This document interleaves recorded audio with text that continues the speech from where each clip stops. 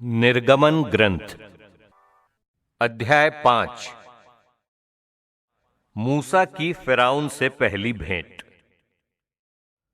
इसके बाद मूसा और हारून ने फिरौन के पास जाकर कहा, इस्राएलियों का ईश्वर प्रभु ये कहता है, मेरे लोगों को जाने दो, जिससे वे निर्जन प्रदेश में जाकर मेरा एक पर्व मना सकें। फिरौन ने उत्तर दिया, वो कौन सा प्रभु है जिसकी मैं आज्ञा मानूं और इस्राएलियों को जाने दूं? मैं न तो उस प्रभु को जानता हूं और न मैं इस्राएलियों को जाने दूंगा।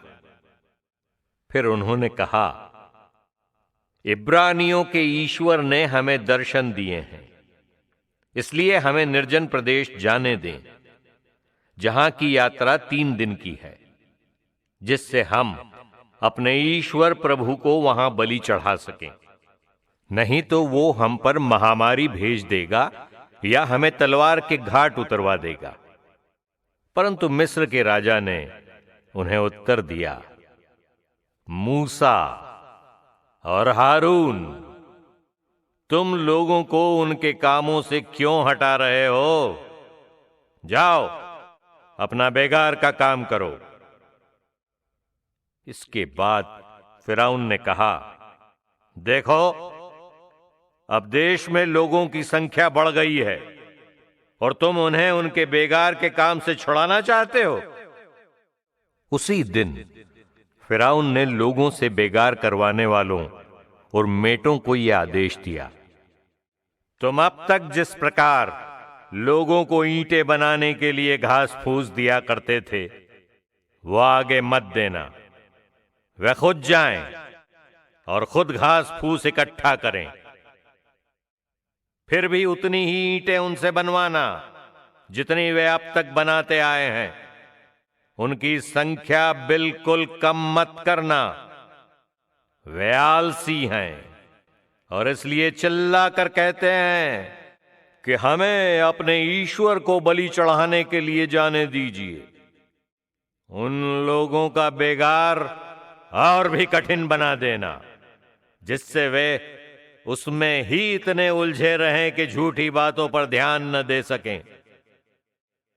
तब लोगों पर नियुक्त अधिकारियों और मेटों ने उनके पास जाकर यह कहा, फिरौन का कहना है कि मैं तुम्हें घास फूस नहीं दूंगा।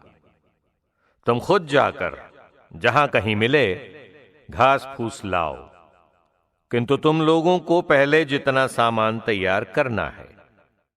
इसलिए वे मिस्र भर में इधर उधर दूर दूर तक भूसा बनाने के लिए डंठल बटोरने लगे।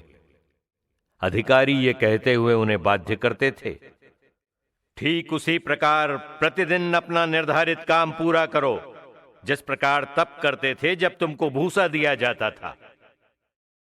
फिरौन द्वारा नियुक्त बेगार करवाने वाले इस्राएली मेटों को पीटते थे और उनसे पूछते थे, तुमने पहले की तरह क्यों कल या आज ईंटों की नियुक्त की हुई संख्या का काम पूरा नहीं करवाया?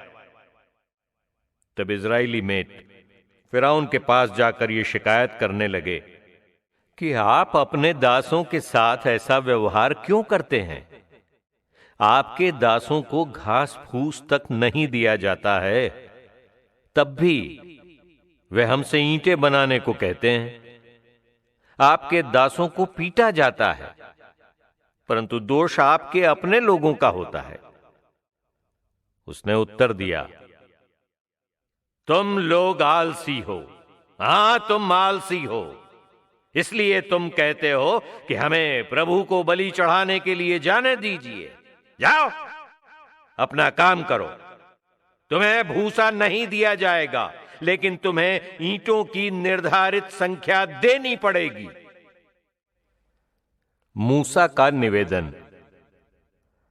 जब इस्राएली मेटों से कहा गया कि तुम प्रतिदिन की ईंटों की निर्धारित संख्या कम नहीं करोगे, तो वे समझ गए कि अब उनकी हालत बहुत बुरी हो गई है। वे फिरौन के यहां से बाहर निकले और मूसा तथा हारून से मिले, जो उनकी प्रतीक्षा कर रहे थे। उन लोगों ने कहा, आपने फिरौन और उनके सेवकों की दृष्टि में हमें घृणा का पात्र बना दिया है, और आपने हमें मार डालने के लिए उनके हाथों में एक तलवार दे दी है। प्रभु आपको दर्शन देकर आपका न्याय करे।